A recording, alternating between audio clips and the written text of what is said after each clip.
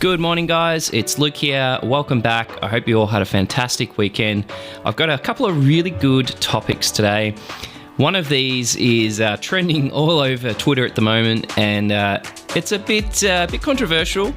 But there's a case maker, Casetify, that is in a bit of deep water at the moment. We're going to talk about what's happening there. Also, the S24, Samsung has released some critical information about that, which I'm going to talk to you about. And then there's also some really good deals from Samsung directly. I had a look at those this morning. I'll talk to you about those. Might be a really good time to actually pick up the S23 if you've been thinking about it. And then I want to talk to you about the Apple Vision Pro. There was a video that's just surfaced. I think I've seen it on Twitter actually. And it just shows some really interesting ways that you interact with the Vision Pro. So we'll talk about that as well. I'm excited. There's some pretty on-the-nose tweets and what would you say, conversations happening on Twitter at the moment about Casetify. So let's jump in and we'll talk to you about it. All right, guys. Well, if you have been following Twitter at all, you've probably seen a lot of things unfolding with Casetify at the moment. They're definitely in some deep water. Dbrand is suing them. Basically, what's happened is Dbrand brought out a series of skins that show the internal components of your phone, of your laptop. And essentially what's happened is Casetify has kind of blatantly ripped those skins off. There was a lot of small, like hidden things that somebody wouldn't know about unless you were the person that designed the skin. So they're in trouble there. That was last week. Anyway, since then, things have unfolded a little bit further, and it turns out that they've actually ripped off some other case makers as well. Casetify has come out with a statement talking about this particular allegation, and they're just sort of saying, there's some serious allegations against us at the moment. We're investigating. We create original skins, rah, rah, rah. Here's what I think might have happened, and I don't know, but I'm just guessing here. I'm assuming that they would get skins from other brands. They'd look at them and they go, hey, that's a great skin. I think we could make our own version of that. In this case, they outsourced it to somebody to create this skin. Maybe they didn't do it in-house. Maybe they have a external creative team that they use to do the skin design. Maybe that team or that business has taken the Dbrand skin or taken another company's skin and scanned it, or I don't know, somehow got their hands on the original and changed it a little bit, maybe moved some components around, made some very minor changes, but didn't really change it enough to make it an original. And obviously that's a real problem, because then you're in deep water, because, Dbrand and other skin companies have got their own creatives there, like little hidden things that they've put in place that you can't steal. And that's kind of what's happened. So there is a video from Jerry Rick Everything where he's talking about being stolen from. It's not great. It shouldn't happen in the industry. It has happened. I feel like this is going to be a massive, massive blow to Casetify's reputation, which prior to this was very good. They would help a lot of YouTubers out. They'd help a lot of, tech enthusiasts like myself. They'd send them different cases and they'd support those brands and stuff. I feel like a majority of those high caliber, popular YouTubers are just going to completely rule out Casetify, because this is a massive blow to their reputation. They still make good products, don't get me wrong. There's nothing wrong with their products per se. It's just that they've gone and done the wrong thing, probably by accident, I would say. It happens. It's happened to other brands in the past. But yeah, it's going to be interesting to see what happens moving forward. They have actually taken down all of the products that potentially kind of fall into this pool of skins that have kind of ripped off what Dbrand have done. They've taken them all down. They've released that statement. What I think is really, really funny about this whole thing is the trolling that Dbrand is doing. They're literally just like I'm going to read you a tweet because I thought it was pretty funny. It says, this is from a day ago from Dbrand. It says, hey Casetify, got some new X-ray skins for you to steal. And it's got 20,000 likes. It's got nearly 1 million views, 300 comments, 928 shares. That's pretty funny. But yeah, it's just interesting to see what's happening in the industry. I kind of feel like Casetify is going to take a massive blow from this. I don't know if they'll even recover, to be completely honest. But yes, that's what's happening.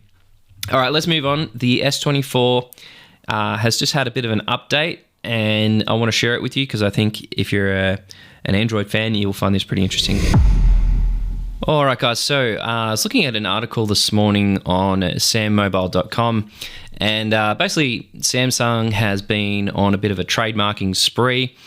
They've registered trademarks for the S25, the Galaxy Z Fold 7. They've got some other things in the pipeline, like a smart ring and some AR glasses. So Samsung does what Samsung always does, and they always have their finger in a lot of pies. They're always doing a lot of new products all the time. So basically, guys, the one that I'm excited about is the upcoming S24. And if you look at some of the trademarks, we've got AI phone and AI smartphone. So they've trademarked those particular terms. Obviously, they're quite broad, but if you look at the direction they've been heading lately, they're trying to do a lot of the AI things that I think the Pixel is very good at. So things like screening your calls, things like being able to quickly and easily navigate those phone systems when you call like your bank or, like your telephone provider. They're kind of moving into that world where AI can provide you with a lot of really helpful things. Samsung has done AI stuff, but they've never really focused on it. So looking further into the article, guys, they've also trademarked some different terms. So they've got Magic Pixel, Flex Magic, and Flex Magic Pixel. Yeah, looking at those terms, I'm guessing it's probably something to do with AI imagery. With the release of the Google Pixel 8, obviously Google has a lot of AI tools now. And there's definitely some questions that arise around, what's a legitimate photo nowadays. But yeah, I just get the impression that Samsung doesn't want to get left behind with the AI stuff. So they're going to bake a lot of that AI technology into the S24 moving forward. What's interesting is one of the coolest tools, in my opinion, on the Pixel is the Magic Eraser. And Samsung actually has that tool already baked into their operating system. It's not as good as what Google does, probably because Google's got more data, but it still works. Like you can erase things from the background and get rid of people that aren't meant to be in the photo and stuff like that, and it still works really well. But I just feel like Samsung's going to really lean into AI imagery, being able to use ChatGPT to do certain things. There's going to be a lot of different things around how you interact with phone calls and smart messaging replies. I just feel like AI is just going to have a bit more presence on the S24 moving forward. Curious though, guys, do you like AI being a part of your phone? It's sort of like a bit of a question around how much control do you really want to give to AI and how much information do you want AI to have on your, on you as a person, I guess. So just curious, I'm going to leave a poll on the podcast. Let me know what you think. Is there too much AI happening right now? Do we want to take it back a step and maybe just relax a little bit with the AI stuff? It's, I don't know. I feel like maybe AI is moving too quickly at the moment. So just curious to see what other people think about it as well. Let's move on because there's actually some great deals on the S23 right now. I got an email from Samsung this morning and you can save up to $500 on a number of devices. So let's chat about the Cyber Monday deals for the S23 range. So I've just got my email open here. I got an email this morning from Samsung about the Cyber Monday deals. I'm in Australia, so if you're listening in the US, obviously you're a little bit behind, but that's all good. So they've got deals happening at the moment on mobile phones, monitors, TVs and soundbars, and home appliances. Some of their new monitors are really nice. On the S23 Ultra, we have $500 off, and that ends on the 27th, so later today. $250 off the Z Flip 5 or Galaxy Z Flip 5. If you're in the market for a new soundbar, they've got $650 off the Q930C, which is actually one of their most premium soundbars, which is awesome. Yeah, let's jump into the S23 range because I was having a look at this earlier today. Okay, so here in Australia, you can pick up the S23 Ultra in any of the colors, and it's, instead of it being $2,249, you're going to save $500 off that, which brings it down to $1,749. You can pay it off. You can do it $48 a month. I think that's actually pretty good. That is the 512 gigabyte version with so 512 gigabyte with 12 gigs of RAM. You can also get the 256 and the 1 terabyte version. The other cool thing is you can trade in your old phone with this offer. So let me just pick one, and I'll just go Sky Blue. So Sky Blue's online only. Samsung trade-in. I did an old Samsung S22. Let me have a look. S22 Plus. So if you trade in an S22 Plus, you can get up to $375 trade-in offer. So that's pretty respectable. That brings it down to a pretty reasonable price. Let's do a couple other phones. Let's try an iPhone 13. Okay. So if you've got an iPhone 13, you can trade that in. You can get $545 trade-in offer on that. So that's actually pretty reasonable as well. I've got an iPhone 12 to 128. Okay, so my old iPhone 12, 128 gig is $375. There are some things you need to know. It has to be able to turn on. The buttons need to work. The camera needs to work. It needs to be free of dent and scratches. And the touchscreen and glass back are undamaged. So normally it's just like light wear and tear. As long as it's just got very small, minimal light wear and tear, you should be all good to trade in your device. But I thought that was a pretty good offer. Okay, so yeah, a couple offers there from Samsung. I thought that, if you're in the market for a new phone, now is probably the best time to have a look because they are heavily discounted for Black Friday, Cyber Monday. But let's move on. I just want to talk about a really cool video I seen yesterday for the Apple Vision Pro. You're not going to want to miss this. It looks awesome. If you've been following any of the leaks and rumors for the Apple Vision Pro, you definitely want to check out this video. So let's jump in. We'll have a quick chat about that too. All right, guys. So I found this post. It was by Marcus Ting. It was on Twitter. This is the Apple Vision Pro. I'm actually just going to play the video. It's quite short. It only goes for about 30 seconds, and then we'll have a quick chat about it. So just have a quick listen. Take your time getting ready and make sure nothing's covering your face. To start capturing, hold Apple Vision Pro at eye level. Keep your arms and shoulders relaxed. Then follow the instructions. Turn your head to the right, to the left, and tilt up and down. Then you'll capture your facial expressions.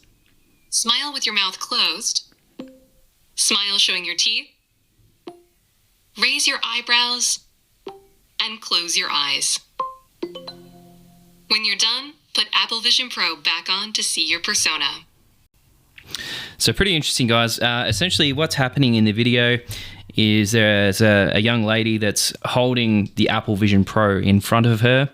And as she does each of those movements, so looking up, looking left, looking down, smiling, closing her eyes, etc., the Apple Vision Pro has that screen on the front that is showing her how it wants to interact with her. So it'll show her to move to the left, like you'll see basically a series of graphics that kind of show her where to look and how to move, and it's scanning her face and her body language to create that digital persona.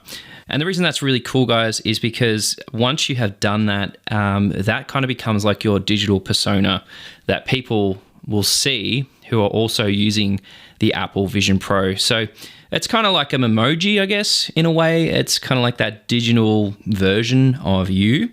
And what happens is if you're using the Apple Vision Pro in a meeting, it might work with FaceTime or Zoom, I'm not sure yet, but that's what people are going to see. So they can't physically see you because the cameras are on the front of the device. So you do that setup process, it scans you in, and then, you've got like a digital version of you inside the Apple Vision Pro. In all honesty, I didn't think the Apple Vision Pro was going to be that good, but the slow leaks are coming out, and I'm starting to see it is going to be a useful tool for the right person. The thing for me, like, I would just love it to be a really amazing productivity tool. Like, if you could have, say, 4 or 5 virtual screens that you can interact with really easily, I think that that's where it's going to shine. And I think that that's where people like myself, video editors, content creators, that's where they're going to get the most value out of it, is being a really highly capable productivity tool. I'm excited to see, like, once people start getting this device and reviewing it, what do they actually think of it? I remember Marquez and Dave 2D and a couple other people, they shared their thoughts on it, and they were very impressed at how responsive, like, the hand gestures and stuff were. So the only thing the hand gestures look cool, and I love the way they work and the fact that it can pick it up. What I am curious about is how well, like, a digital keyboard would work. It'd have to be extremely accurate to have a digital keyboard that works in a relatively quick way. So it's just going to be really interesting times. It's set to come out in about March, but again, we don't have a solid date yet. I would imagine Apple will probably do a major event for it. It's going to be interesting to see if it comes out with any, like, games, like, from a major developer. Maybe we see some really high caliber first-person shooters or something like that. Yeah, that'd be quite cool. All right, guys. Thanks again. It's been so much fun. I really do love doing this podcast, guys, and I appreciate you guys tuning in. I'll see you tomorrow. Cheers.